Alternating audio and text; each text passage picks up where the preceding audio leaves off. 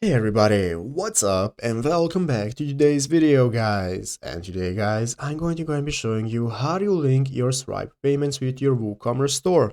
This is a very simple thing to do, so make sure to watch this quick and easy video till the very end and follow my steps correctly so you can make sure this works the same for you and you can do this yourself.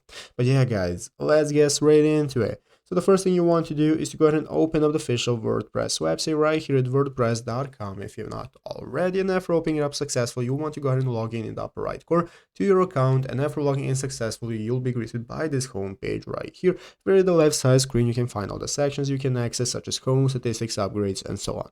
So let's go ahead and take a look at how we can get started connecting Stripe to our WooCommerce store. The first things first, we want to open up the WooCommerce store option right here at the left side screen. That's going to enable us to go ahead and start a new store if you do not already have one, and if you have one, you can go ahead and manage it from here, edit everything you need, and so on. So now we can get started connecting Stripe. And basically, to use Stripe, guys, we are going to need a plugin. So you can find the plugin section right here at the left side screen. By clicking the plugins option, it's going to open up this new plugins marketplace where you can take a look at all the plugins that you can get started with using for your store. And what we want to do is use the search bar right here at the top of the page, and you want to search for Stripe. So by searching for Stripe, it's going to enable us to take a look at the results page right here. As you can see, one of the plugins is called WooCommerce Stripe Payment Gateway. This is what we're going to be using. So to use this option, you just want to install the plugin by clicking the install option that's going to be right here. Currently I'm on a free plan, so I cannot install it, but just by installing the plugin, it's going to add a plugin to your WooCommerce store, and you can get started setting up your Stripe info with WooCommerce and accepting Stripe using payments